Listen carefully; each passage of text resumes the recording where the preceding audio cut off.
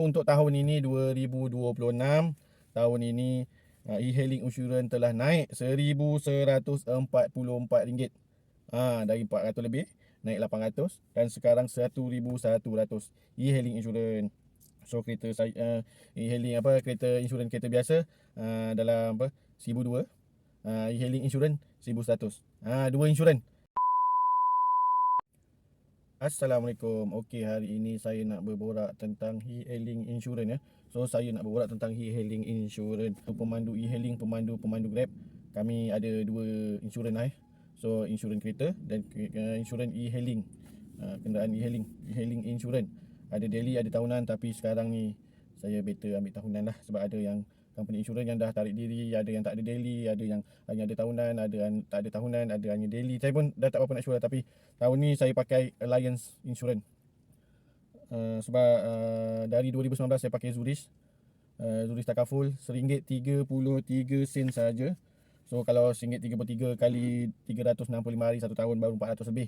So dari 2019 sehingga 2024 ke, saya rasa lah sampai 2024, e-hailing insurance 400 lebih je, RM480.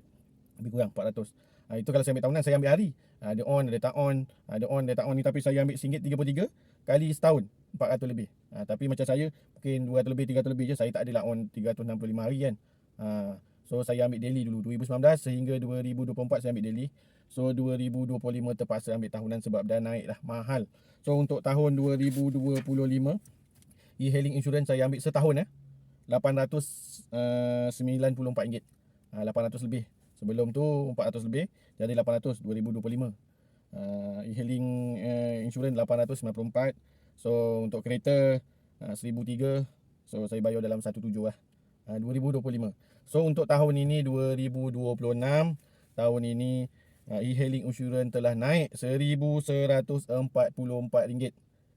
Dari 400 lebih naik 800 dan sekarang 1,100 e-hailing insurans. So kereta saya e-hailing kereta insurans kereta biasa dalam 1,200, e-hailing insurans 1,100. Dua insurans. Kalau kira-kira betul-betul orang kata dekat 2,000 lah. 2,000 insurans kita orang. Tak ada buat apa lah. Saya rasa better naik e-hailing lah, motor GrabFood ke apa kan, senang naik motor, tak ada nak insurans, tak ada nak fikir apa. Ini Puspakom setahun sekali, Free SV setahun sekali, Roadtax 6 bulan sekali. So tambang tetap RM4, RM5. Apa nak buat kan. Itulah, terpaksa terimalah. Beginilah kami sebagai pemandu e-hailing, penyumbang pendapatan negara. Penyumbang pendapatan negara. Insurans dari 2019 hingga 2024 400 lebih je e-hailing insurans. Itu kira tahun tu. Padahal saya ambil hari-hari je. Mungkin 200 300 lah kata setahun. 2019 hingga 2024. Naik 2025 dah naik 800. 2026 ni dah naik RM1,144. Saya ambil Alliance je. Mungkin insurans yang lain mungkin lagi mahal.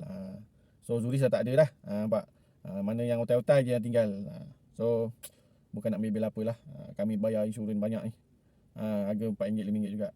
Orang kata tak nak gantung kunci. Bukan, saya tak ada, saya tak ada membebel nak naik parlimen, tak ada, setakat borak je sembang-sembang kan. Orang kata membebel mahal itu je lah. Minyak pun dah naik dah. Tapi pemandu e-hailing dia bagi 600 liter, 800 liter.